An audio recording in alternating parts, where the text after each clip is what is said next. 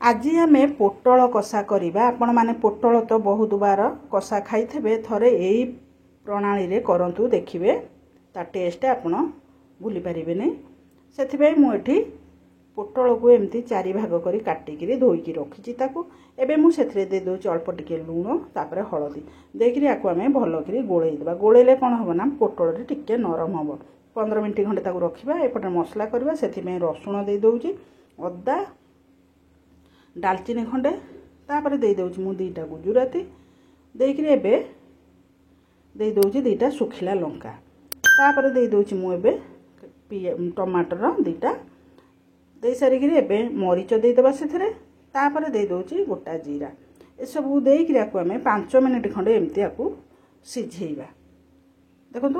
आमर माने ये सब सिझी गलानी थरे एमती करिकरी आपण मसलाटी करबे टेस्ट बहुत बढ़िया आसीबो ठंडा करबा पे रखिदेली तापर एबे तेल रे पोटल तक आमे सब भाजीबा बा छाणी देबा एई भली आमे पोटल को एपट सेपट करी भलो करी छाणी देबा पोटल रे टिके माने लूण गोळेई की रखिले पोटल रे टिके नरम होई थाए सेथि में लूण गोळेई की ताको 10-15 मिनिट रखिथिली पोटल जमती हे गला ए सब को आमे गोटे प्लेट रे काढी देबा काढी सारी करी सेई तेल रे मु दीटा आलू नैची ताको लंबा लंबा काटी ताको भी आमे भाजी देबा भलो करी जमती ए सब हमर भाजी हे गला एबे मु सेई कड़ाई रे दे दोउची सेई तेल रे जीरा तापर एठी मु बड़ बड़ साइज रे काटीची पियाज ताको एबे पियाज को दे दा टिके अधिक पियाज मु नैची तेज पत्र दे दोउची गोटे छिंडेगी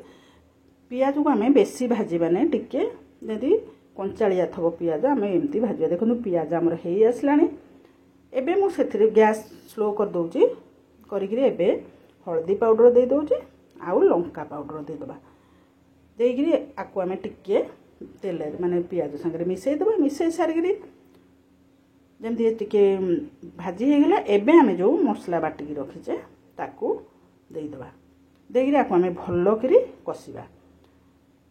जमती मसला हमर भलो भाई पूरा कसी गलानी देखो मसला रु तेल बाहर मसला टी बढ़िया भाव कसी गलानी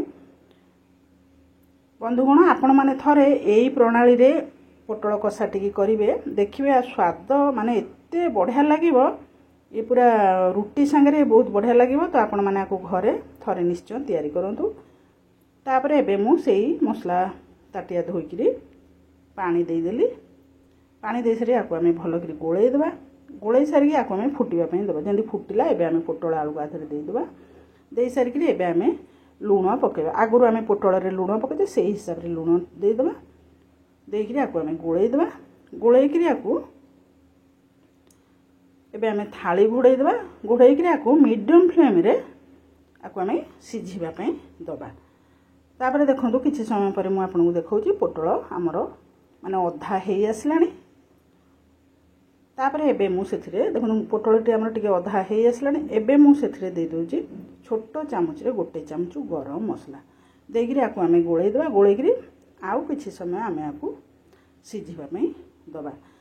तो बंधुगण जदि आपण मान को आज पोटल कषा रेसिपी टी भल लागी वीडियो टी लाइक करेंगे शेयर करेंगे यही भली नुआ नुआ वीडियो देखिए चैनल को सब्सक्राइब करंतु देखो केते सुंदर भाबे हे गला हमर ए पोटल कषा ये रहिले आउ टिके भी बहळ हो जिवो तो आपण माने आको गरमा गरम रुटी आउ भात संगे एंजॉय करंतु आ एही भली नुआ नुआ वीडियो देखिबे में मो चैनल को सब्सक्राइब करंतु केते सुंदर हे हमर ए पोटल आलू कषाटी तो आपण माने आको घरे थरे निश्चय तैयारी करू देखंतु रेडी हे गला हमर पोटल आलू कषा तो रहूची बंधुगण धन्यवाद।